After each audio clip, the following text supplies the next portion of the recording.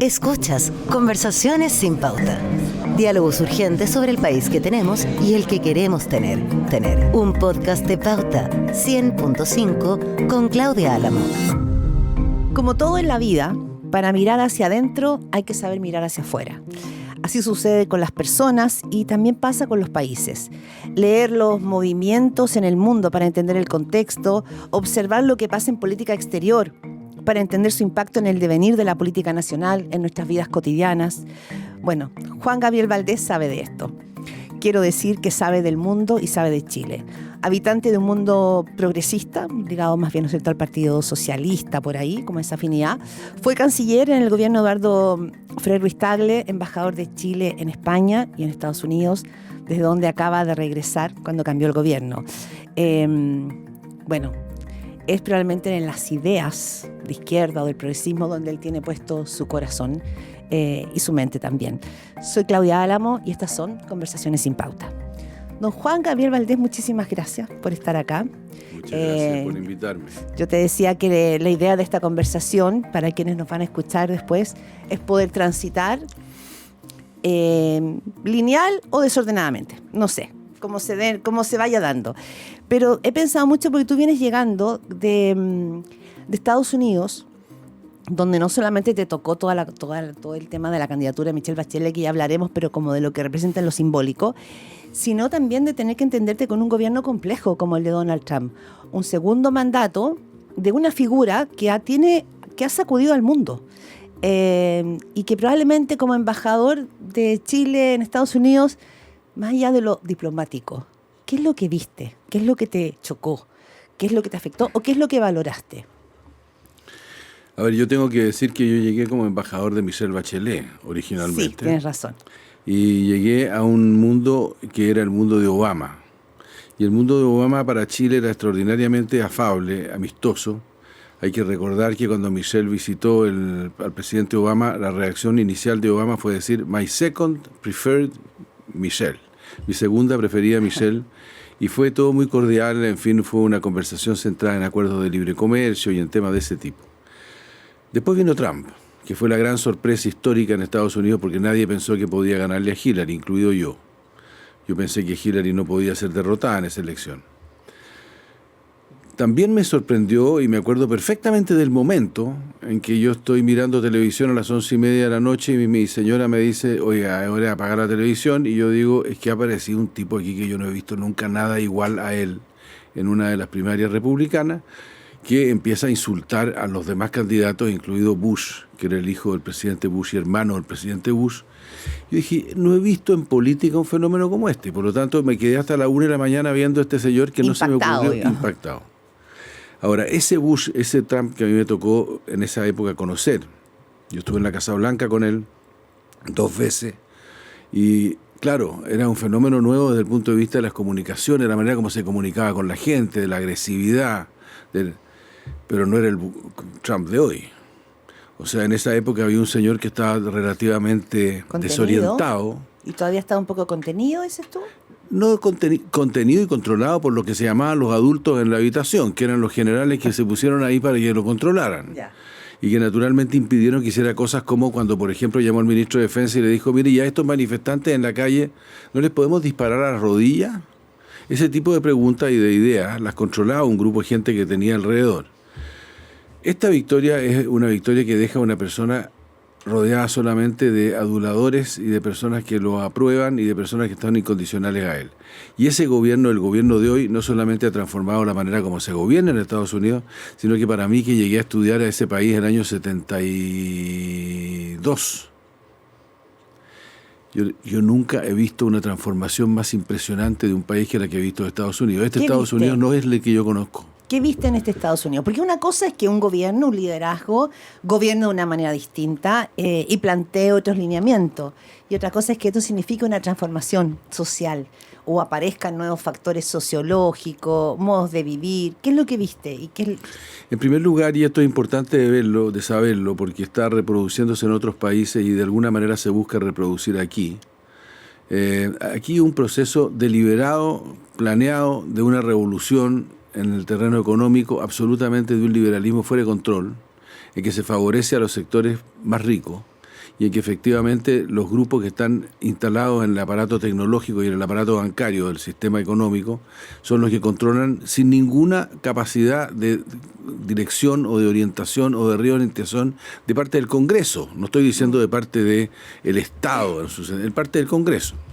O sea, Entonces, neoliberalismo feroz. No solamente eso, sino que es un neoliberalismo planeado que no le importa la opinión pública y que no le importa lo que se diga porque sigue adelante sin ningún problema. En segundo lugar, creo que hay una sensación de deliberada de debilitamiento de las instituciones.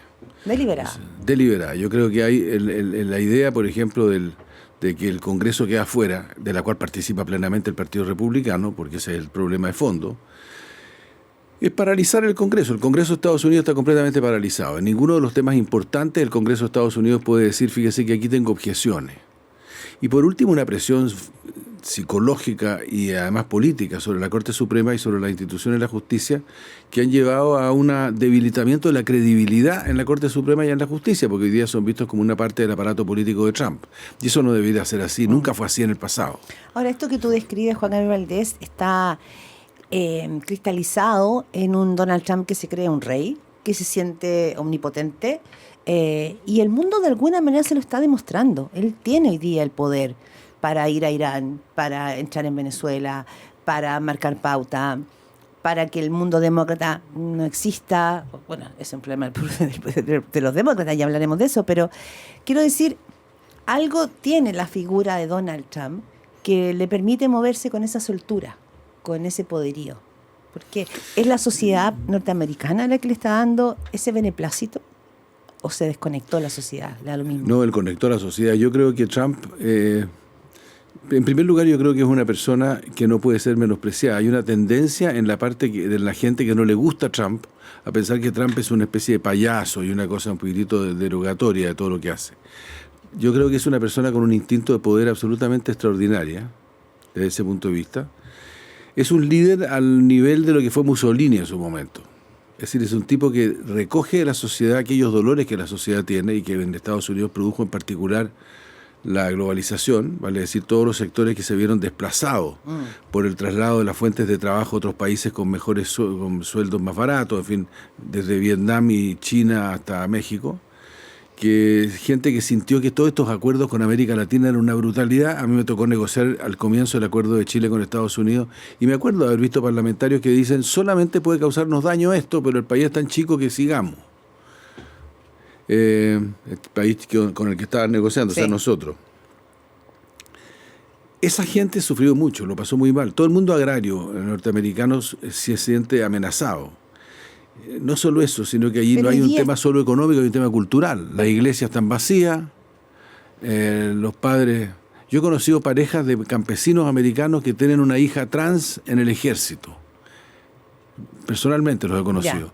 Esa situación para personas de esa naturaleza es una transformación cultural de tal manera brutal que recurren a alguien que lo sienten como autoridad total para que restablezca los principios de Estados Unidos y aquellas que son las bases sobre las cuales se construyó ese país, que son blancas.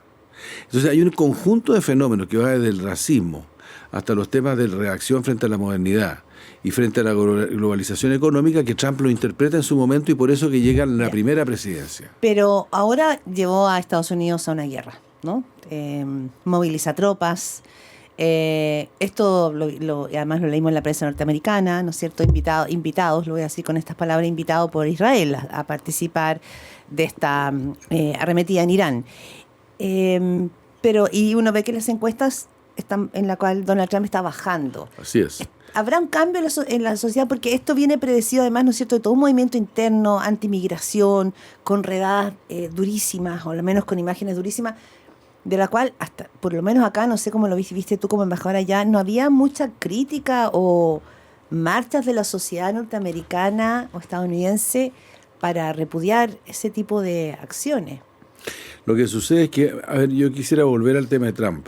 Hay dos cosas que dijo Trump que para mí son básicas.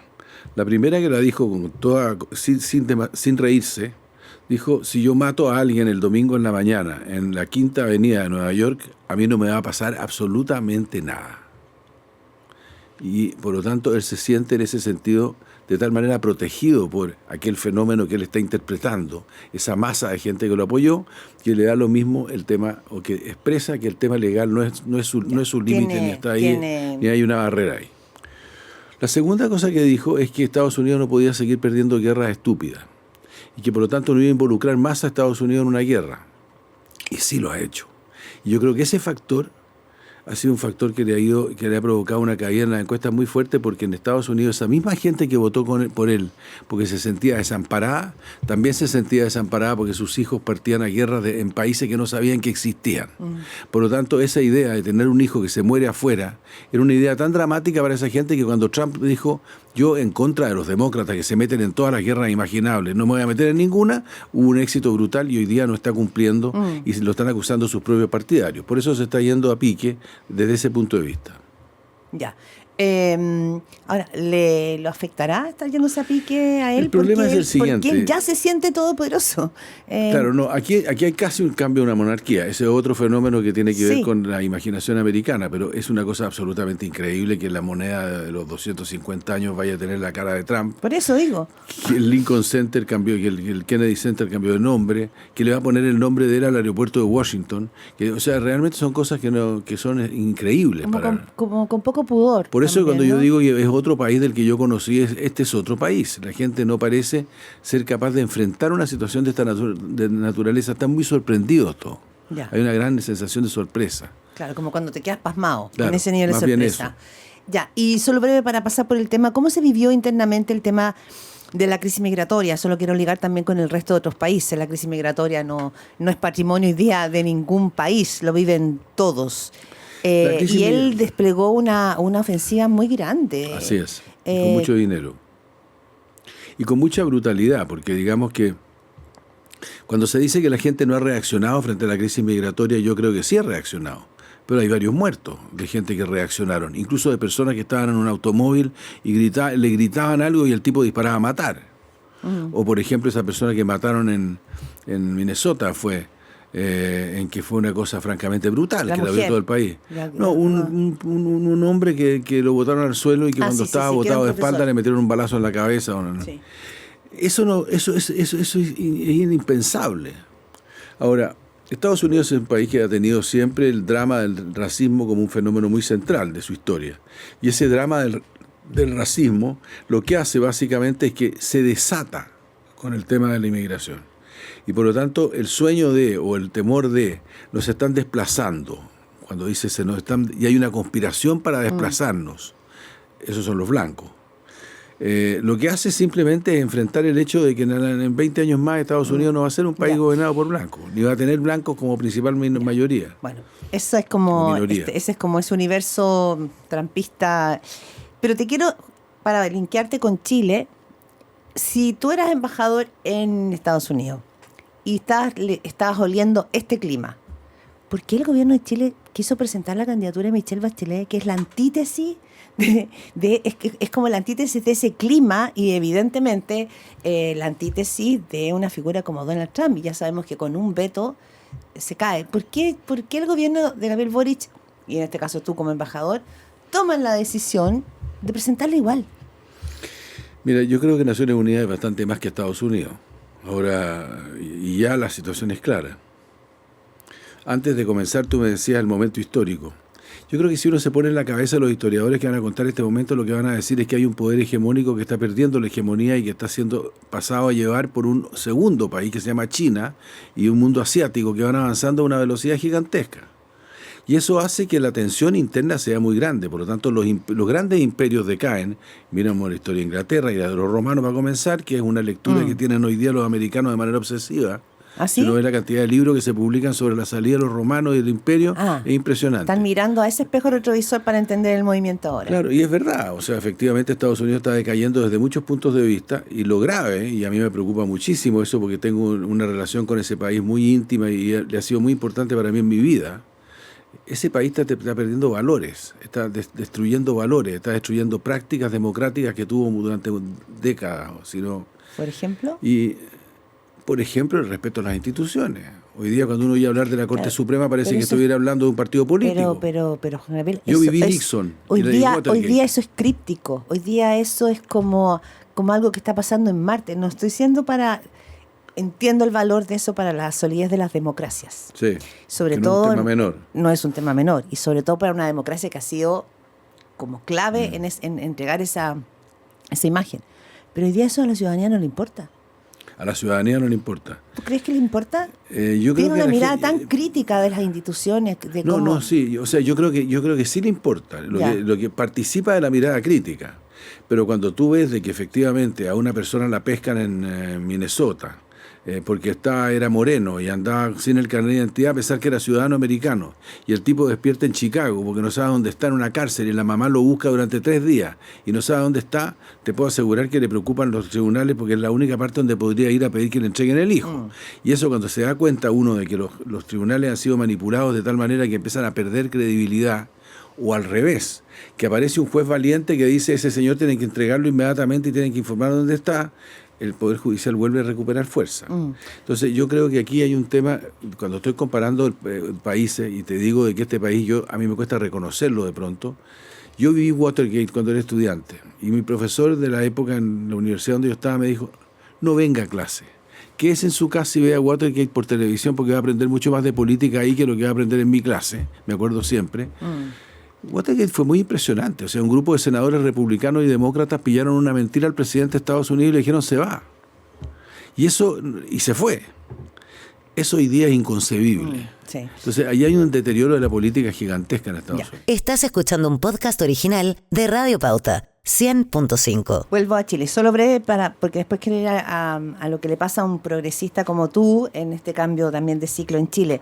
Michelle, ¿fue un error del gobierno de Gabriel Boric haber presentado a Michelle Bachelet? Para nada. Porque finalmente queda expuesta. Entiendo el argumento. Queda expuesta, ¿quién la cuidó? Es una figura importante, ha sido presidenta 2 veces.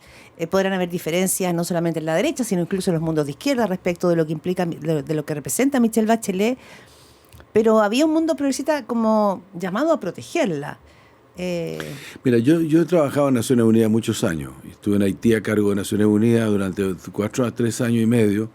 Fui embajador en Naciones Unidas en el momento en que se votó la guerra de Irak. Y el presidente Lagos me instruyó de decir que no. O sea, conozco bien Naciones Unidas. He estado en África en su representación, en fin. Naciones Unidas es más que Estados Unidos. O sea, los que vetan tienen que enfrentar el hecho de que si hay alguien que tiene una popularidad mayor en la Asamblea General van a tener que ceder. Pero en segundo lugar, nunca ha habido una amenaza mayor a la convivencia internacional que en el día de hoy desde la Segunda Guerra Mundial. Hoy día el derecho internacional parece haber desaparecido, el respeto por los derechos humanos no es un tema en Naciones Unidas o no es un tema que Estados Unidos, los grandes, llevan a Naciones Unidas. La guerra de Rusia contra Ucrania fue una agresión de Rusia contra Ucrania, punto.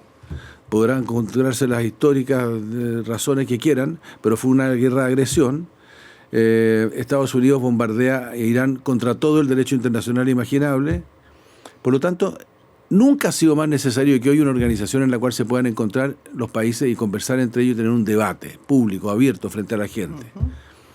Esta guerra amenaza con tener repercusiones si se desarrolla más, si se escala, unas repercusiones que van a dañar al conjunto de la humanidad para siempre. Pensemos en la cantidad de países que tienen bombas nucleares y los que tienen bombas nucleares escondidos, que son otra cosa, una segunda categoría.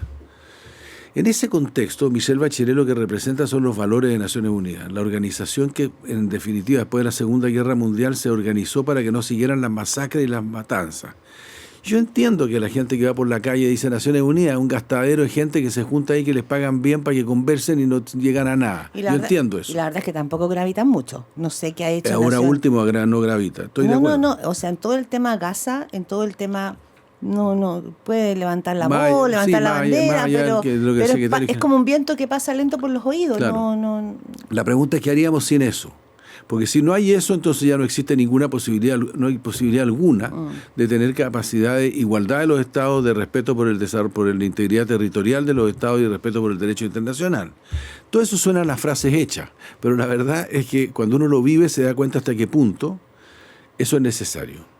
Yo creo de que Michelle representa, y lo he dicho varias veces, Naciones Unidas necesita reformas brutales, necesita reformas desde el Consejo de Seguridad para abajo. Pero los otros candidatos también lo están poniendo. Pero nadie representa como Michelle Bachelet, al revés de los otros candidatos, los principios básicos que ella ha defendido tanto como jefa de derechos humanos como jefa del tema de la mujer en Naciones Unidas. Ahora, Y eso es una cosa muy importante porque esto es como, yo siempre lo he comparado con los colegios.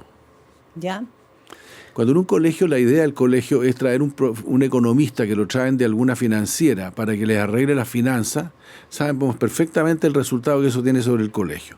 Si esa va a ser la candidatura a Naciones Unidas, eso es lo que parece querer Estados Unidos, por ejemplo.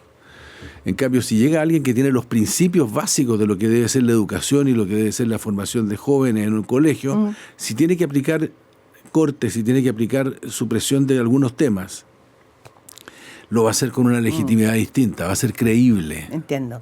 Ahora, tú has sido muy duro y ahí ahora quiero aterrizar en Chile con el gobierno actual por no apoyar a Michelle Bachelet. Ha sido súper duro con el gobierno. Ahora, el gobierno también ha señalado que a ellos le impusieron una candidatura, que jamás le consultaron sobre esa candidatura. ¿Por qué le íbamos a consultar? Si no era ni siquiera candidato. O sea, ¿Era cuando candidato? el presidente Boric la proclamó en septiembre en la Asamblea General. En septiembre en la Asamblea General no era candidato el presidente Castro. Todavía. Por lo tanto, ¿por qué iba a ir a consultar? Además que esto ha sido históricamente así. Los gobiernos tienen el derecho a presentar candidatos a organismos internacionales sin consulta a los que podrían seguirlos. ¿Y por qué tú crees, más allá, digamos, de lo formal, que el gobierno no ha querido apoyar a Michelle Bachelet? ¿Por razones políticas, ideológicas? Yo reaccioné como una persona que está afuera. Y te voy a decir por qué. Porque a mí me da vergüenza. O sea, cuando yo me imagino explicarle a los países del mundo que Chile cambió de gobierno y el nuevo gobierno saca de candidata a secretaria general de Naciones Unidas una persona que fue 2 veces presidenta de Chile, que fue la directora del programa más importante que tiene Naciones Unidas, que es el de la transformación de la mujer durante los últimos 20 años, y el de derechos humanos, y dice, la sacaron, la retiraron por razones de que los diputados de Renovación Nacional, los de la UDI y los de republicanos pedían que la sacaran y le ponían un test al presidente de la República. A mí me daría vergüenza tener que explicar eso afuera. Yo entiendo bien que aquí puede no importar, pero en el tiempo la gente se va a dar cuenta de lo que significó desde el punto de vista político internacional y de respeto a Chile, el que Chile hiciera una brutalidad como esta. Ya. Sacudámonos del diplomático y volvamos al hombre ligado al Partido Socialista, a esa cultura, a esa izquierda, a una izquierda que hoy día, mirado en Chile, tú aterrizaste acá, no existe. O sea, estoy pensando en todas aquellas figuras de la exconcertación como tú, que me imagino que se juntarán, tomarán café, se juntarán a almorzar, pero sin ninguna incidencia. Y lo que ha crecido, ¿no es cierto?, son los partidos de la derecha. ¿Qué significa eso para ti? Para una figura, además, que viene precedido por un padre como Gabriel Valdés, que marcó fuertemente, no el mundo a la izquierda, pero sí, ¿no es cierto?, este encuentro entre el centro y la izquierda. ¿Te frustra? En primer lugar, a mí no me sorprende. ¿Ah, no? Porque resulta que es un fenómeno global. Yo vengo de un país en que los demócratas fueron barridos de una manera absurda. ¿Por qué? Porque creían en el wokismo.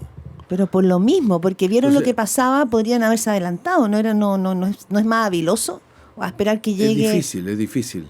A ver, pero yo lo que quiero decir es esto. El tema de la desorientación de los movimientos progresistas y del progresismo en el mundo es un fenómeno global. Las ideas de la izquierda, las ideas que caracterizaron a la izquierda en el pasado, son hoy día muchas de ellas impracticables. Voy a dar un ejemplo. Ya. El más sencillo. La izquierda, o mucha izquierda, sigue pensando en términos nacionales. Sigue pensando en que las cosas se pueden hacer aquí y que no importa el efecto afuera. Ya no se puede más. Hoy día hay ciertas cosas que no se pueden hacer aquí porque la reacción del sistema internacional impide que se hagan. O sea, al final se distorsionan. La relación entre lo externo y lo interno es tal que no es posible pensar en soluciones nacionales para los problemas. Lo que te decía al principio de la presentación. Exactamente. Que hay que. Entonces, yo por ejemplo, me invitaron los estudiantes a una conversación, un grupo de estudiantes importante mañana a una conversación. ¿Cómo convencerlos? Que efectivamente, yo sé que es más complejo, incluso no estamos acostumbrados a pensar así. Sí. De que no es un problema de subordinación a poderes externos, sino que es simplemente una lectura de lo externo que te da la dimensión de los espacios del cambio. Pero en Ahí el está caso, eso. en el caso de la izquierda chilena, que siempre ha estado no solo mirando el mundo, en contacto con el mundo, hoy día tampoco tiene líderes, referentes que te puedan llevar a esa reflexión, ni tampoco pareciera ser, por el resultado de las últimas elecciones. Tiene base popular. Está afectada su base popular. Que el pueblo, ese mundo que la izquierda le llamaba el pueblo, se siente identificada. Tenga juntas de vecinos, tenga esa izquierda, ¿no es cierto?, que territorialmente existía. No me cabe duda. ¿Por qué? Bueno, yo ¿Por qué creo perdieron que, todo eso? Yo creo que se ha perdido por muchas razones, son muchas las razones, pero la razón principal es que no tenemos idea, digamos, hay que buscar temas que efectivamente y encontrar aquellos temas que generan pueblos y no generan sectores aislados entre sí. O sea, los americanos, por ejemplo, no han podido hablarle a la nación norteamericana, los progresistas, porque tienen un discurso que le habla a un determinado sector, mujeres, minorías sexuales, minorías raciales, etcétera. Eso no puede seguir. Hay que tener de nuevo una visión en la cual se le está hablando al país que no sea populista como la que tiene la derecha. Ya, pero por ejemplo, Carolina Toa, que probablemente sea una de las exponentes más brillante que ha tenido la izquierda chilena. ¿No es cierto? Y su candidatura no prendió.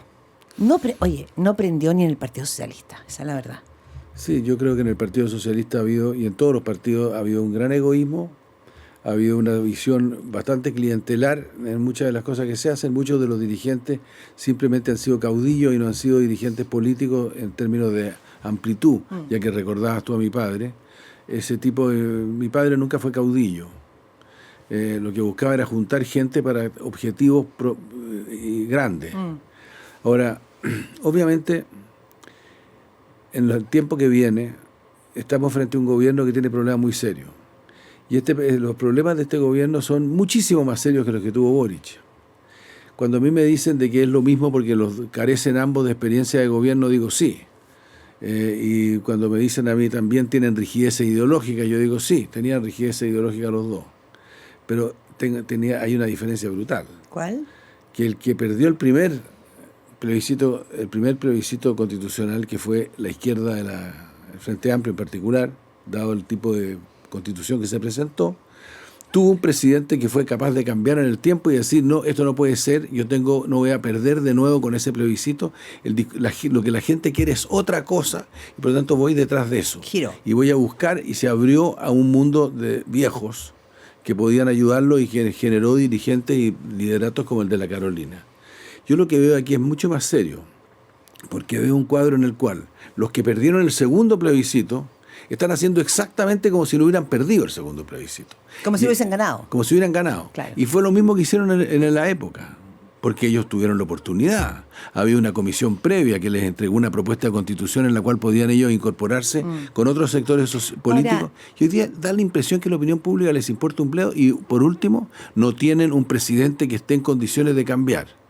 Ese presidente está más rígido. Por supuesto, y está asociado con grupos en el mundo que son grupos extraordinariamente antidemocráticos. No partamos por Hungría, que por suerte fue derrotado el señor al cual el presidente Kast hizo publicidad por la televisión. José Antonio Kast, ¿tú dirías que es antidemocrático? No, pero digo que le gustan a algunas personas, como el señor Orbán, que claramente es antidemocrático y es considerado antidemocrático por todos los países europeos, de la Unión Europea, ha sido dicho públicamente esto. Aquí en Santiago entiendo yo que está el señor Peter Thiel, en este momento no sé en qué, no sé si has sabido eso. ¿No? Ayer había una foto de José Piñera en un hotel con el señor Peter Thiel. Peter Thiel es el fundador de una de las instituciones más peligrosas que uno puede crear, que es la que le entrega al gobierno de Estados Unidos, una empresa en California, que le entrega a Estados Unidos la posibilidad de espiar a los ciudadanos sin ninguna posibilidad, de manera perfecta. ¿Qué está haciendo aquí el señor Peter Thiel? Yo no sé, me encantaría saberlo. No he visto ninguna prensa de que se haya publicado. ¿Y con qué lo ligaste en tu cabeza? ¿Con qué lo...? Lo ligo con lo siguiente, de que aquí hay un proyecto que tiene una dimensión internacional que los chilenos muchos chilenos no están percibiendo. Esto no es simplemente un ejercicio de mayorías, de constitución, de una nueva forma de hacer derecha, no. Este es un tipo de asociación internacional de grupos de extrema derecha que están chequeando países en Argentina, en Chile y en otros lados, y que curiosamente en este continente están comenzando en el momento en que el modelo principal, que era el de Trump, va en caída. Pero tú dirías que ese modelo es digitado desde Estados Unidos, apoyando a esos gobiernos de derecha, ¿que tú dices? Yo no creo en conspiraciones. ¿Ah, no? No creo. Creo que hay identidades ideológicas, pero no conspiraciones. Ya. Pero, por ejemplo, el otro día me di el ejercicio de buscar en la inteligencia artificial cuál era el parecido entre la legislación que está presentando el presidente Kast de reconstrucción y The Most Beautiful Law, que fue la que presentó Trump. Es una larga lista de identidades, es la misma ley. Ayer cuando el presidente Kast dice esta cosa absolutamente inverosímil, de que los libros no dan empleo y por lo tanto hay que castigar los presupuestos universitarios de investigación, que es una cosa que a mí me da vergüenza que se llegue a saber afuera, eso lo dijo Trump. Lo trató de hacer con Harvard, lo trató de hacer con Columbia. También Javier Milei ha hecho algo parecido en la Argentina. O sea que hay un con modelo. Recortes de esto es un modelo, universidades. esto no es un cuento en el cual hay una idea de una gente que quiere efectivamente poner a producir el país. Y los niveles de, no quiero usar una palabra demasiado fuerte, pero los niveles de rigidez de los planteamientos económicos, por ejemplo, de Quiroz y de otra gente, muestran de que aquí hay una voluntad de avanzar en un proyecto, le guste o no le guste a los chilenos, porque tienen elecciones en 2 años más. Es muy parecido al fenómeno Trump. ¿Cuál es la palabra que no quisiste decir? O sea, yo creo que hay, digamos, no la quiero decir, sí, es dura la palabra en realidad, pero hay un cierto fanatismo en torno a ciertos conceptos que a mí me parece que ese fanatismo es peligrosísimo para el proceso democrático. Se podrá tener mucha sonrisa hacia afuera, una actitud muy amable, pero debajo de eso hay una convicción de que ellos tienen una misión. Y esa convicción es la misma que yo he visto en la gente de la Casa Blanca, en los que rodean a Trump, o en los que rodean a otros líderes europeos, que están en la misma lógica y que puede terminar muy mal. Vamos a cerrar así esta conversación sin pauta. Juan Gabriel Valdés, muchísimas gracias. Y ¿sabes qué? Gracias por hacer este vértice de mirar el mundo más allá del titular, permitirnos, ¿no?, entrar en esa conversación y ver cómo se expanden ciertas tendencias o movimientos. Muy agradecida por ese análisis y por esa confianza también. Muchas gracias. Esto fue Conversaciones sin Pauta. Diálogos urgentes sobre el país que tenemos y el que queremos tener. Con Claudia Álamo.